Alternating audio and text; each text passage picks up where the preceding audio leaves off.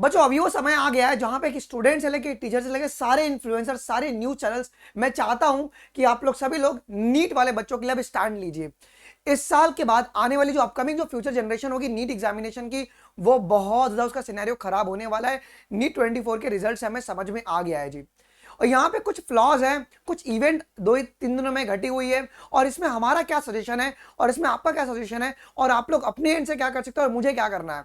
मैं तो supreme Court में कुछ यहाँ पे लॉयर से बात करके ई फाइलिंग करने का प्रोसेस भी हमने शुरू करवा दिया है। हम पीआईएल डालेंगे, इसमें मुझे आपका मदद लगेगा और बहुत मास लेवल पे आपका आरटीआई फाइल होना चाहिए एनटी के अगेंस्ट में। कैसे आरटीआई फाइल करना है, मात्र 10 रुपए लगता है यार। ये आप करोगे तो आप सभी बच्चों को आपका एक कॉमन जवाब भी आएगा यार।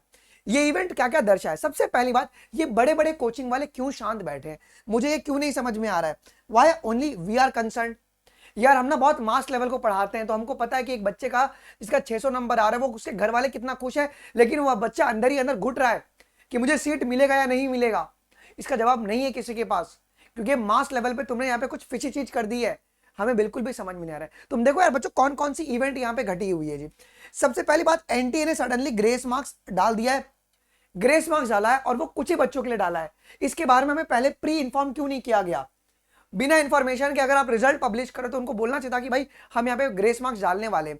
और एक ग्रेस मार्क्स डालने का उन्होंने लॉजिक क्या दिया, 2018 का एक नोटिस। बाबू 2018 में जो पेपर था नीट का वो 2 से 5 के बीच में होता था, लेकिन अभी का जो पेपर है वो 2 से 5:20 के बीच में पेपर हो रहा है। उस समय सेक्शन ए सेक्शन बी का कोई कॉन्सेप्ट नहीं था, इस बार सेक्शन ए सेक्शन बी का कॉन्सेप्ट है। आप लोग कैसे 2018 का ऑर्डर फॉलो कर सकते हो, ये सबसे बड़ा क्वेश्चन मार्क एनटीए के लिए। भले आप इस पे भी लीपापोती करके भाई कुछ ना कुछ आप जवाब दे दोगे, लेकिन यार ये अनएक्सेप्टेबल है मेरे एंड से, मुझे ऐसा लग रहा है।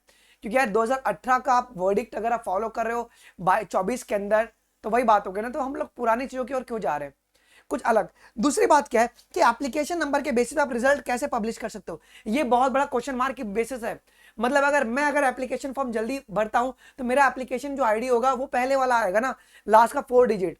और ये मैंने कंपेयर भी करवाया है, मेरे 2 बच्चे जिनका 710 आ रहा है, एक का रैंक आ रहा है 518 और एक का रैंक आ रहा है 400 के करीब रैंक। 710 ही मार्क्स है। क्यों है भाई, एप्लीकेशन नंबर के बेसिस पे अगर आप करोगे तो ये रैंक इन्फ्लेशन ऐसा हो रहा है, तो यहां पे आपका जो कॉलेजेस है वो आपको नहीं मिल सकता है।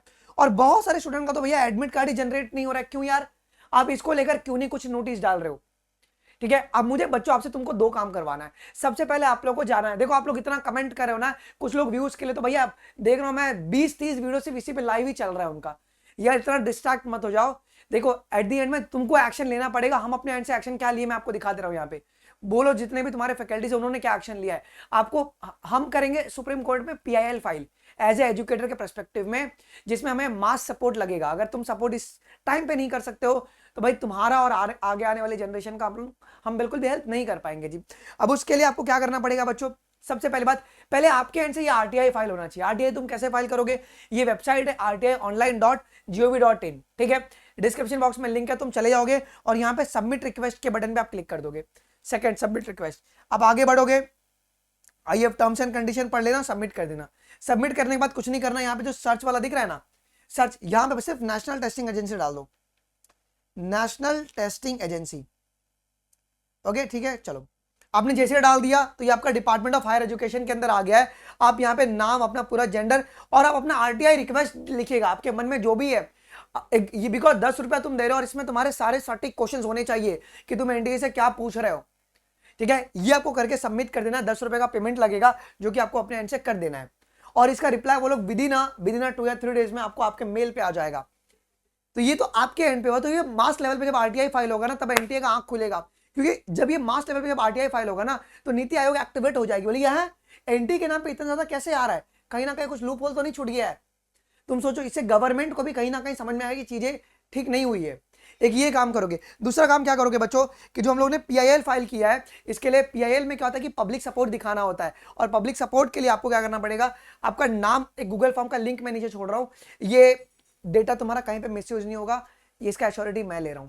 ठीक है, ये मेरे पास है, पूरा सेफ है आपका डेटा। ठीक है, आपका नाम, आपका फोन नंबर, आपका ईमेल और आपका तुम्हारे पास नीट 24 का स्कोर सिर्फ चाहिए हमें, जिससे कि हम लोग सेग्रीगेशन कर पाएंगे कि कैसे इन्फ्लेशन आपका मार्क्स के अंदर देखने को मिल रहा है।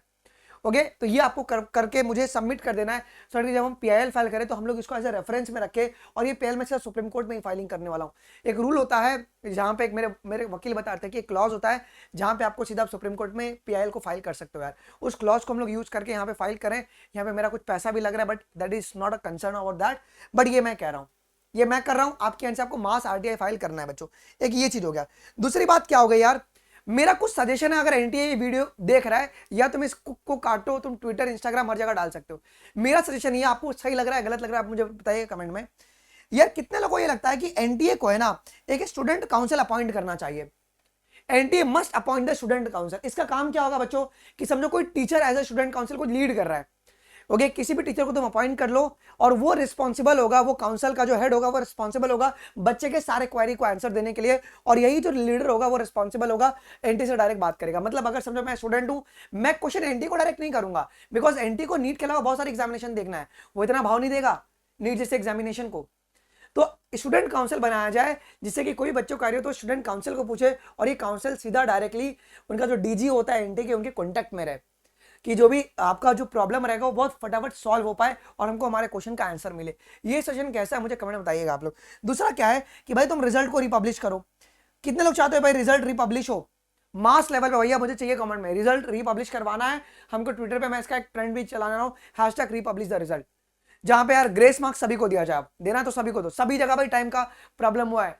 ओके, हर जगह सेम टाइम पे चालू के सेम टाइम बैंड नहीं हुआ है। वो तो कहने के लिए कैमरा में रिकॉर्ड कर लिया आपने, बच्चों के साथ फोटो खिंचवा रहे। देखो मैं एनटीए की बिल्कुल खिलाफ नहीं हूँ, मार्क्स लेवल जब एग्जाम होती है तो चीजें होती हैं, बट यार तुम ऐसा लॉजिक मत दो यार मतलब बच्चा रोता है अंदर से। कुछ बच्चों से जब मैं बात किया, और तुम्हारे पास स्ट्रिक्ट एक्शन गवर्नमेंट आपको लेना पड़ेगा इसके अंदर, वरना फिर चीजें बहुत खराब हो जाएंगी। या तो फिर NTA is not a body which is able to conduct the NEET examination, आप एनएमसी के अंडर दे दो, या सबसे बढ़िया तुम सीबीएसई को दे दो। सीबीएसई के पास एक्सपीरियंस है मास लेवल पेपर कैसे अच्छा कंडक्ट करवाने के लिए, तो आप ये चीज कर सकते हो बच्चों, ठीक है।